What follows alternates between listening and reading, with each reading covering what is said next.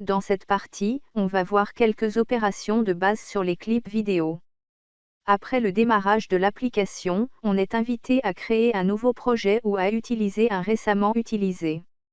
On ouvre le projet créé précédemment. La fenêtre d'accueil se compose de la liste de lecture, la timeline et la zone de prévisualisation.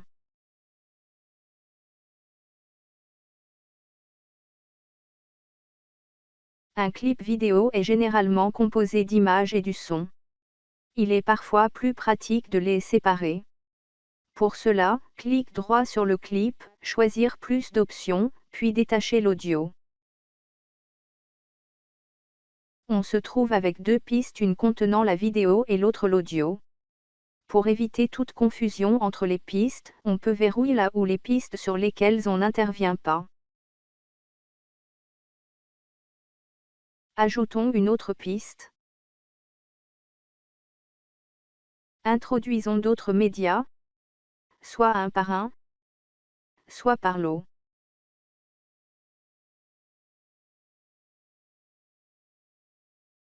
Superposition des clips.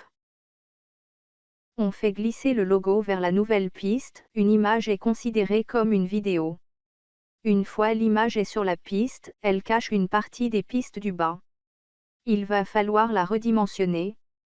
Pour modifier l'aspect d'un clip, on lui applique les filtres. Affichons d'abord l'outil. Dès qu'on clique sur Ajouter un filtre, on nous propose la liste de ceux qui sont applicables audio, applicables aux vidéos, ou fréquemment utilisés, et une zone de recherche où il suffit de saisir le nom du filtre à chercher. Le filtre qui nous intéresse, ici, est taille, position et rotation. Une fois le filtre appliqué, on peut intervenir dans la fenêtre filtre pour modifier les valeurs des paramètres du clip. Ou directement dans la zone de prévisualisation. La durée d'affichage d'une image est modifiable selon le besoin. Pratiquement, on déplace ses extrémités vers les positions souhaitées.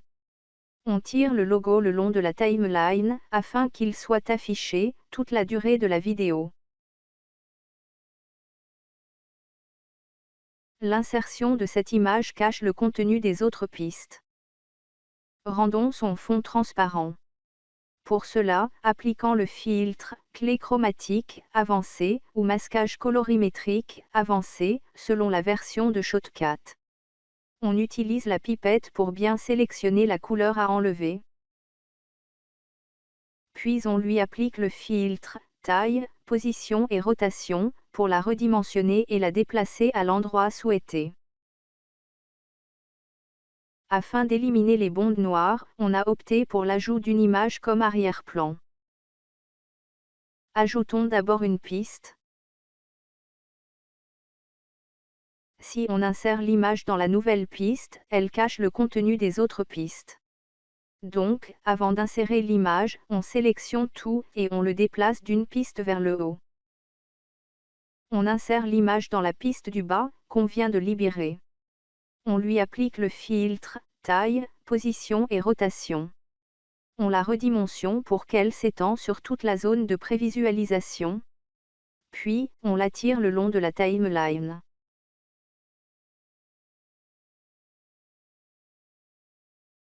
Pour accélérer ou ralentir la lecture d'une partie de la vidéo, on la délimite. Puis, dans la zone propriété, on modifie la valeur de la vitesse, qui est par défaut égale à 1. Plus de 1, c'est l'accélération, moins de 1, c'est le ralentissement. Transition. On parle de transition lorsqu'on a deux clips, ou morceaux de clips, bout à bout, bien sûr sur la même piste. Une transition est la manière de passer d'un clip à un autre. Pour créer une transition avec Shotcut, il suffit de faire chevaucher les deux clips. Le logiciel propose plusieurs types de transitions. En effet, sélectionnez la transition. Affichez les propriétés. Dans Vidéo pour l'instant, c'est dissoudre qui est affiché. Cliquez et choisir une autre proposition et testez-la. Annotation. Pour afficher un texte sur un clip image ou vidéo, on le sélectionne, on lui applique le filtre texte. Puis, on introduit le texte à afficher, définition par exemple. Le mettre en forme et préciser sa position. On remarque qu'il s'affiche tout au long du clip. Pour l'afficher sur une partie uniquement, on limite celle-ci par cisaillement avant d'appliquer le filtre texte.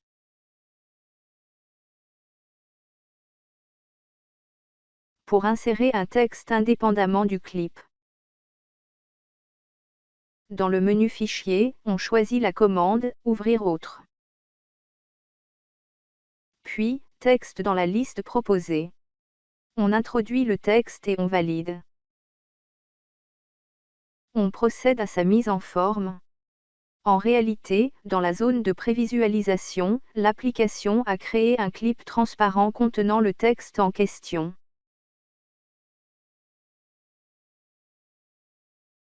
Ajoutons ce clip à la liste de lecture. Puis sur une piste à l'endroit souhaité. Exporter le projet. Ce qui permet d'obtenir une vidéo, en se basant sur le montage réalisé. On clique sur le bouton Exporter. L'application propose plusieurs possibilités. Pour faire simple, on choisit, par défaut ou YouTube, sauf si on a autre instruction. Le bouton Avancer permet de consulter les caractéristiques du livrable. Puis, on clique sur le bouton Exporter le fichier.